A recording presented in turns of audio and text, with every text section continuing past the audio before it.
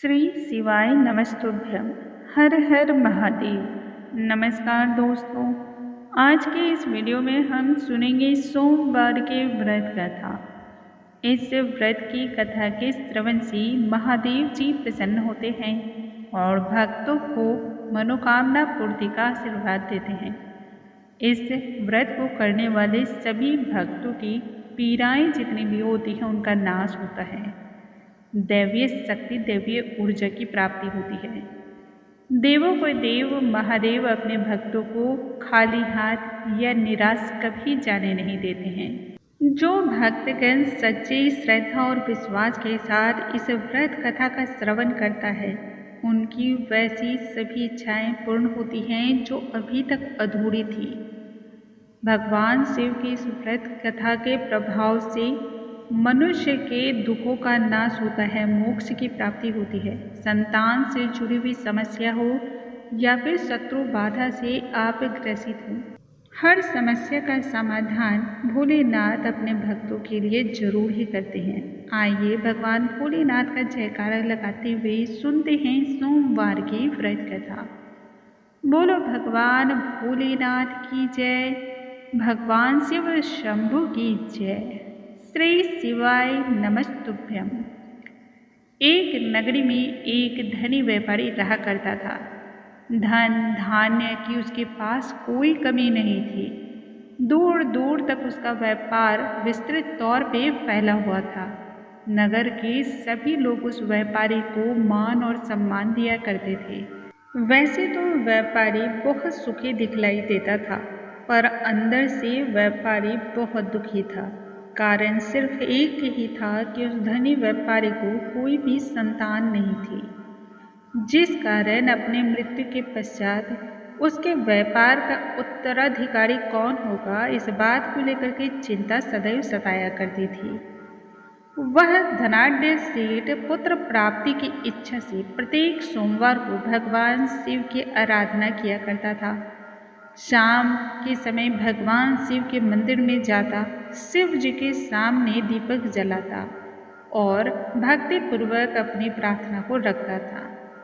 उस सेठ के भक्ति भाव को देख करके माँ पार्वती अत्यधिक प्रसन्न हुई और वह भगवान शिव से कहने लगी, हे नाथ, आप तो सब कुछ जानने वाले हो, अपने भक्तों को कभी आप निराश नहीं करते हो, फिर उस व्यापारी की मनोकामनाओं को आप क्यों नहीं पूर्ण करते हो, उसकी प्रार्थना क्यों नहीं स्वीकार करते हो। यह सुनते ही भगवान भोलेनाथ बोले, हे प्रिय, इस संसार में प्रत्येक मनुष्य को उसके कर्म के अनुसार ही फल की प्राप्ति होती है। अर्थात जो प्राणी जैसा कर्म करता है उसे वैसे ही फल की प्राप्ति भी होती है। परंतु फिर भी माँ पार्वती नहीं मानी और वह बार बार व्यापारी की मनोरथ को पूर्ण करने का आग्रह करने लगी। आखिरकार माँ पार्वती के इस आग्रह को देखते हुए भगवान भोलेनाथ ने उस व्यापारी की मनोकामनाओं को पूर्ण करने का आशीर्वाद दिया। उस व्यापारी को यह कहा कि तुम्हें पुत्र रत्न की प्राप्ति होगी, लेकिन इसके साथ ही भोलेनाथ ने माँ पार्वती से यह भी कहा, हे प्रिय, मैंने आपके अनुग्रह करने पर उस व्यापारी को पुत्र प्राप्ति का वरदान दिया है, परंतु यह पुत्र 16 वर्ष से अधिक आयु तक जीवित नहीं रहेगा। जब भगवान भोलेनाथ और माँ पार्वती यह वार्तालाप कर रहे थे, तब व्यापारी सारी बातों को सुन रहा था। पुत्र प्राप्ति का वरदान सुनते ही उसके चेहरे पर चमक आ जानी चाहिए थी, परंतु वह व्यापारी ना तो अधिक खुश हुआ और ना ही बहुत दुखी हुआ, क्योंकि उसे पुत्र प्राप्ति की खुशी भी थी और पुत्र के अल्पायु होने की चिंता भी थी। व्यापारी पूर्ववत की भांति ही सोमवार का व्रत करता रहा, भगवान भोलेनाथ की आराधना करता और फिर अपनी प्रार्थना को पूर्ववत की भांति भगवान शिव के समक्ष रखता रहा। इसी प्रकार से उस सेठ के कुछ महीने यूं ही निकल गए। कुछ समय के पश्चात सेठ और सेठानी के घर में एक अति ही सुंदर बालक ने जन्म लिया। घर में चारों ही ओर खुशियों भरा माहौल हो गया। धूमधाम से पुत्र के जन्म का समारोह मनाया गया, परंतु व्यापारी बहुत अधिक प्रसन्न नहीं था, क्योंकि उसे अपने पुत्र की आयु का रहस्य पता था।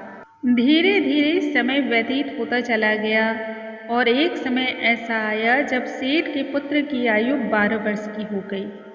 तब सेठ और सेठानी दोनों ने बालक के मामा को बुलवाया तथा कहा, तुम भांजे को लेकर के काशी शिक्षा प्राप्ति के लिए लेकर जाओ। इसके साथ ही रास्ते में जहाँ भी रुकना वहाँ यज्ञ कराते हुए जाना और ब्राह्मणों को भोजन कराते हुए जाना। यह सुनने के बाद मामा और भांजे दोनों निकल पड़े। रास्ते में वह जहाँ जहाँ से गुजरे वहाँ वहाँ यज्ञ कराते हुए, ब्राह्मणों को भोजन कराते हुए और दान दक्षिणा देते हुए वह आगे बढ़ते रहे। इस तरह से लंबी यात्रा करने के बाद मामा भांजे दोनों एक नगरी में जा पहुँचे। उन्हें मालूम हुआ कि उस दिन नगर के राजा की कन्या का विवाह था। इसी कारण पूरी नगरी को दुल्हन की भांति सजाया गया था। निश्चित समय पर बारात भी आई, लेकिन वर का पिता अपने पुत्र को लेकर के चिंतित था। उसका सिर्फ एक यही कारण था कि उसका बेटा एक आंख से काना था। उसे इस बात का भय था कि जब राजा को यह पता चलेगा कि उसका पुत्र एक आंख से काना है, तब राजा अपने पुत्री का विवाह करने से इनकार न कर दे। इससे उसकी खूब बदनामी होगी। इसी बीच वर के पिता ने मामा और भांजे को देख लिया था। उसके मस्तिष्क में एक विचार आया। सोचा, क्यों न दूल्हे के बदले इस लड़के को ही रख दूं और राजकुमारी के साथ इसका विवाह संपन्न करा दूं। जब विवाह हो जाएगा तब इसको ढेर सारा धन दे करके मैं विदा कर दूंगा और राजकुमारी को अपने नगर ले जाऊंगा। वर के पिता ने इस संदर्भ में लड़के के मामा से बातचीत की। मामा ने धन मिलने के लालच में वर के पिता की इस बात पर सहमति व्यक्त कर दी, परंतु लड़का कुछ अलग ही विचारधारा का था। उस समय तो वह इनकार नहीं कर पाया और मौन सहमति दे दी। नियति को कुछ और ही मंजूर था और इसलिए लड़के को दूल्हे का वस्त्र पहना करके राजकुमारी के साथ उसका विवाह संपन्न करा दिया गया। सुबह सुबह ब्रह्म मुहूर्त में मामा और भांजे दोनों आगे की ओर बढ़ चले काशी की ओर अपनी शिक्षा को पूर्ण करने हेतु। परंतु लड़के के दिमाग में यह बात बिल्कुल भी नहीं जम रही थी कि वह उस राजकुमारी के साथ अन्याय करे। इसलिए घर छोड़ने से पहले उसने राजकुमारी की चुनरी पर यह लिख दिया, राजकुमारी, तुम्हारा विवाह तो मेरे साथ हुआ है और मैं काशी पढ़ने जा रहा हूँ, परंतु जिस युवक के साथ तुम्हें अभी जाना पड़ेगा वह तो एक आँख से काना है। यह लिख करके ही राजकुमार आगे बढ़ा था। सुबह राजकुमारी ने उठने पर अपनी चुनरी पर यह लिखा हुआ पाया और उसने अपने पिता को सारी बात कह सुनाई। इसी कारण राजा ने अपने पुत्र को विदा करने से मना कर दिया। इधर लड़का अपने मामा के साथ काशी जा पहुंचा और गुरुकुल में अपनी शिक्षा आरंभ की। जब उसकी आयु 16 वर्ष की हुई तब लड़के के मामा ने उस दिन यज्ञ का आयोजन रखा था। तभी लड़के ने कहा, मामा, मेरे सर में बहुत तेज से पीड़ा हो रही है। इस पर मामा ने भांजे को कहा, अंदर कक्ष में वह आराम करे। बाहर यज्ञ की जितनी भी क्रियाएं थी वह होती रही।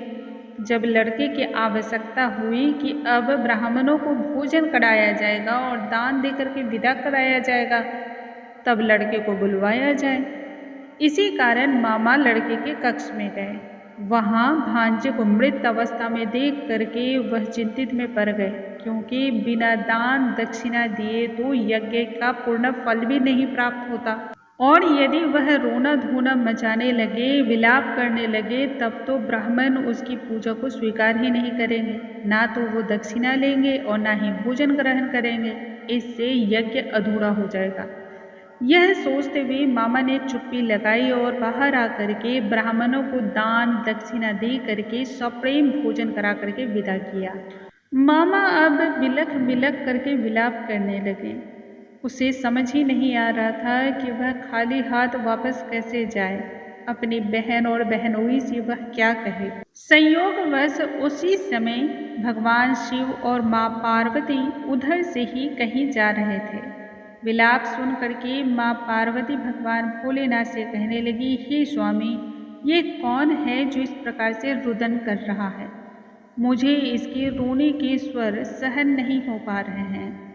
अतः कृपया कर इस व्यक्ति के कष्ट को आप दूर करें।